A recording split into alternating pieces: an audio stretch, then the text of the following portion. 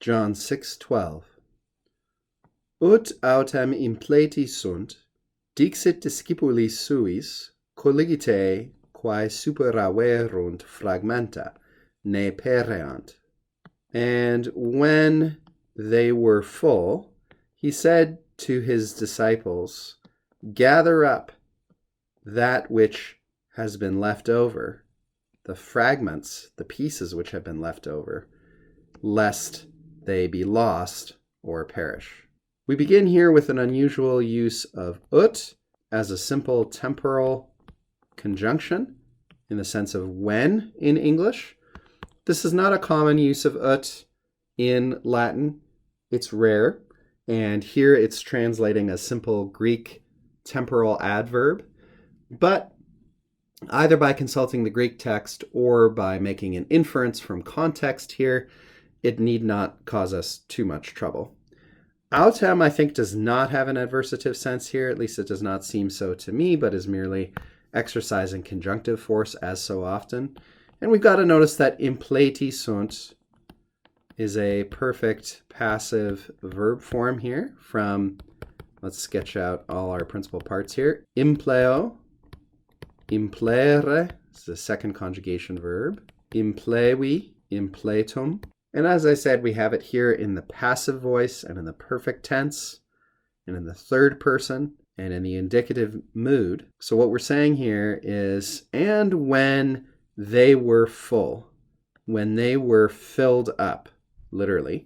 Very often you find this word with the ablative of a noun indicating the thing with which they were filled. So for instance, if we wanted to say they were filled with water, we could simply add aqua there in the ablative singular. You can see as indicated by that macron. Sometimes also in Latin you find the use of the genitive case in the same sort of sense. Full of something is the English phrase that it corresponds to, but more often you find the ablative. In this case, that with which they are full is not explicitly indicated since it's obvious from the context. So this all being the case, Jesus, who is the implied subject here from the previous verse, said to his disciples, and then here's the quotation. We're going to get an imperative here at the beginning. Colligite, gather up. This is from colligo, colligere, collegi, collectum. This is, as you can see, a third conjugation verb. Gather up. This is a second person plural imperative. You all, y'all, gather up. Bring together. Bring together what? Here's our object. Those fragmenta, and you'll notice the relative pronoun precedes the noun to which it refers. We could just as easily have said colligite fragmenta quae superaverunt, which overflow to abundance, which are left over, which are in excess. And this is the verb supero, superare, superavi, superatum. You should do this automatically in your head, get in the habit at least, of repeating the principal parts of each verb you encounter. This one belongs to the first conjugation. It'll just help you keep those four principal parts fresh in your mind. So gather up those pieces, those bits and bobs, which are left over, which are in excess. And then here we get a nice negative purpose clause. And you'll remember when we want to negate a purpose clause, we don't say ut non.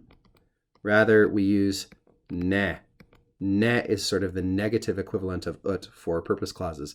So in order that they may not perish, they may not go to waste, they may not be spoiled, they may not be lost, these fragmenta, that is. Now this verb here is pereo, perire, perii, peritum. Again, we can see why it's subjunctive because it's introduced as part of a purpose clause. Collect, gather up all of these, lest, that is in order that they not be lost or wasted.